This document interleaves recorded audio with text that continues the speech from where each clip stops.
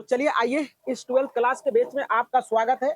ये नए साल के शुभ अवसर पर नए तरीके से नए जोश, जुनून और उमंग के साथ इस बैच को प्रारंभ किया गया है। तो आइए आपका 12th क्लास का मैथ आज स्टार्ट हो रहा है, जिसमें मैट्रिक्स चैप्टर को हमने स्टार्ट किया है और मैट्रिक्स में जितने भी थ्योरी था तमाम थ्योरी पर हमने डिस्कशन कर रखा है। यदि आप नहीं देखे हैं तो यूट्यूब पर जाएंगे, CK Ranjan SSC centre type करेंगे, वहां आपको तमाम वीडियो मिल जाएगा।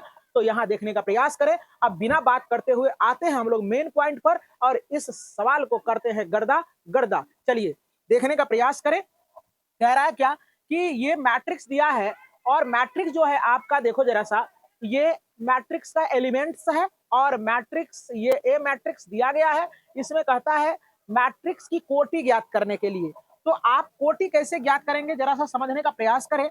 हमने कहा था कि पहले पार्ट में बना रहा हूं, पहले पार्ट में कोटि ज्ञात करने के लिए हमने कहा था कि कोटि बराबर होता है तुम्हारा, कोटि बराबर m गुना n, कहे थे ना, कोटि बराबर m गुना m, जहां m क्या था, पंक्ति की संख्या, और क्या था कि n क्या था, स्तंभ की संख्या था। तो अब जरा सा देखो, ये पंक्ति की संख्या r1, रो r2 और r3 है। तो ये क्या हो जाएगा आपका 3 हो जाएगा, और गुना, अब देखो कॉलम क्या है जरा सा देखो, C1, C2 और C3, C2,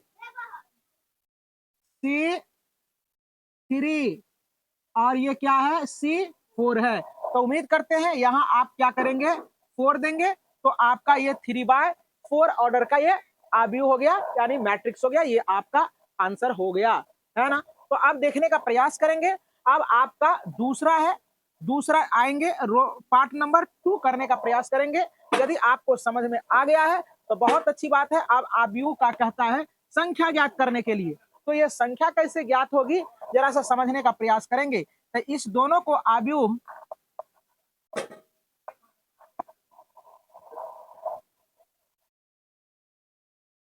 तो चलिए आव्यूह था, यहाँ बच्चा बोल रहा था कि यहाँ सर आव्यूह होगा, दुर्गाऊ छुटा हुआ है, इसलिए कहते हैं अंग्रेजी में रहता है तो ज्यादा बेटर रहता है। तो चलो अब देखो, आव्यूह की कोटि हो गया m गुना n का, तो 3/4 ऑर्डर का आपका आव्यूह हो गया, यानी मैट्रिक्स हो गया। अब कहता अवयवों की संख्या, अवयवों की संख्या, अवयवों की संख्या बराबर दोनों को गुना कर देंगे, 4 तिया 12, यही हो जाएगा।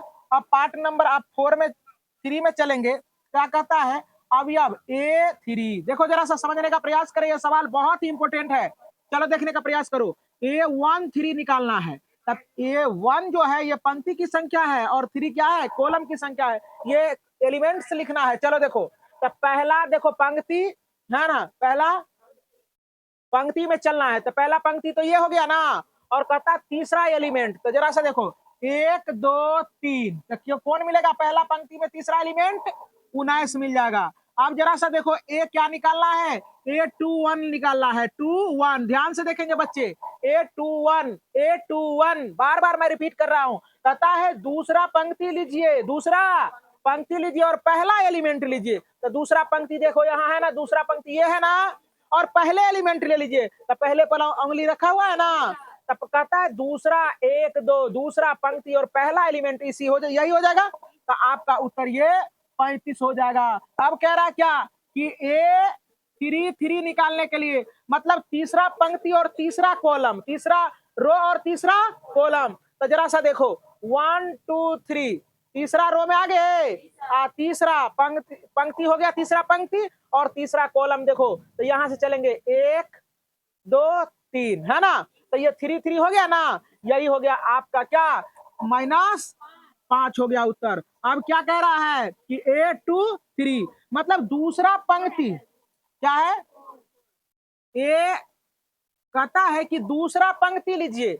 तो एक दूसरा में आ गए। अब कहता है कि उस पर उंगली रखिए और इसके बाद चौथा रो लीजिए, सॉरी चौथा कॉलम। तो 1 2 3 4, तो क्या हो जाएगा इसका आंसर, 12। सारे बच्चे समझ रहा है। तो अब देखो जरा सा क्या कहता है, 2 और 3 लेने के लिए दूसरा पंक्ति, दूसरा पंक्ति और तीसरा स्तंभ, दूसरा पंक्ति हो गया और तीसरा स्तंभ, 1 1 2 3, तो क्या हो जाएगा 5/4, 5/2। तो उम्मीद करते हैं कि सारे बच्चे को समझ में आया होगा और आत्मा के संतुष्टि के लिए आंसर भी मिलाते रहेंगे।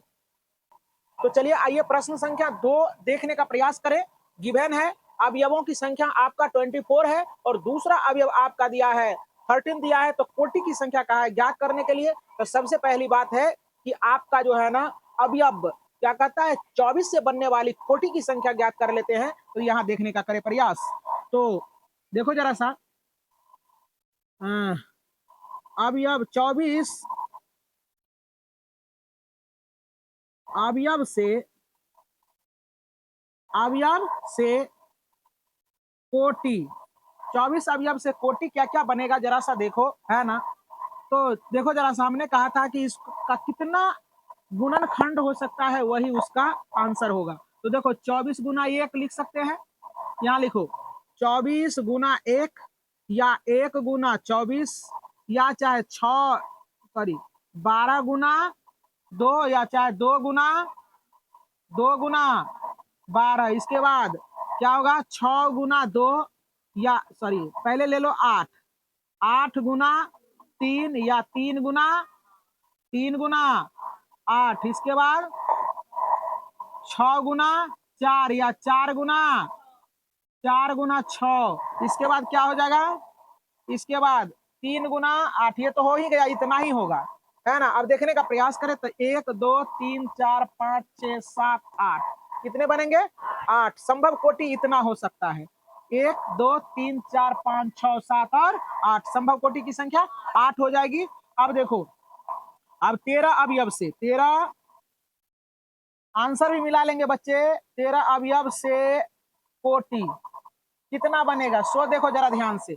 क्या लिखेंगे 13 गुना 1 और 1 गुना 13। इससे केवल या केवल 2 कोटि बनेगा। कितने 2 कोटि बनेगा। आंसर है पहला का आंसर देखो तो क्या दिया है, कितना दिया है, ऐसे ही दे दिया है। ऐसे ये कोटि संभव कोटि इतने होंगे और 13 से संभव कोटि ये होंगे। तो उम्मीद करते हैं समझ में आया होगा।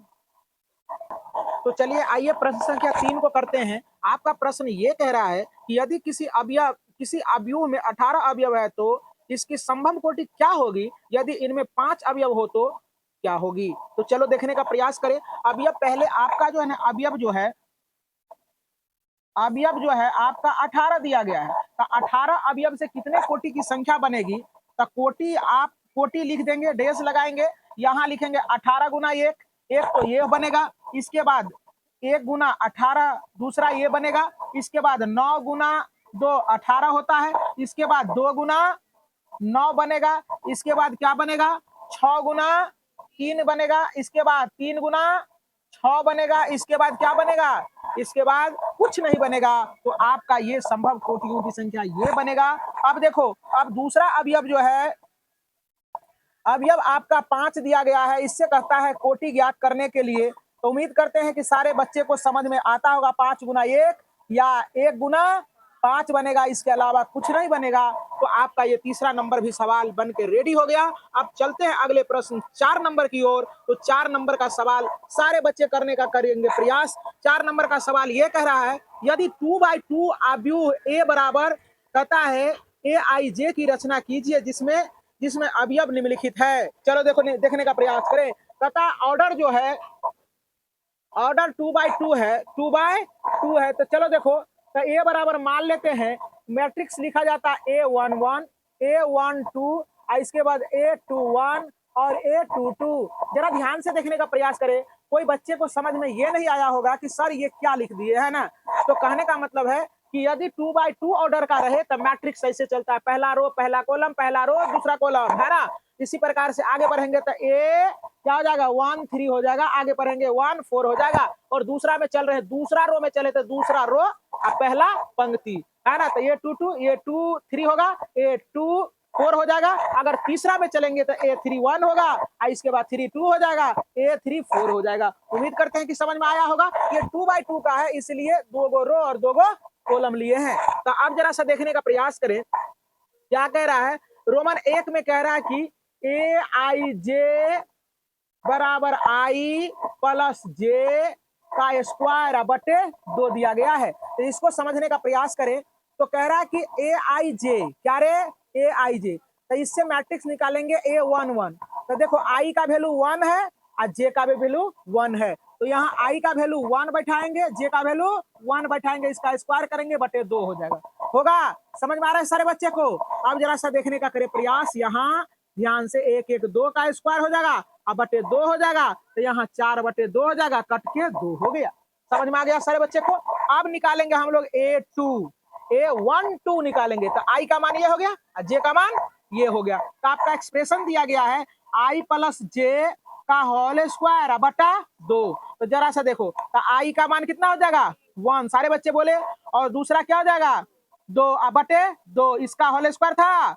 अब देखो जरा सा, तो यहाँ 3 बटे 2 इसका स्क्वायर था, तो 9 बटे क्या हो जाएगा 9 बटे 2 हो जाएगा। सब बच्चा को समझ में आ रहा है ना? तो चलो देखो, अब देखने का प्रयास करें।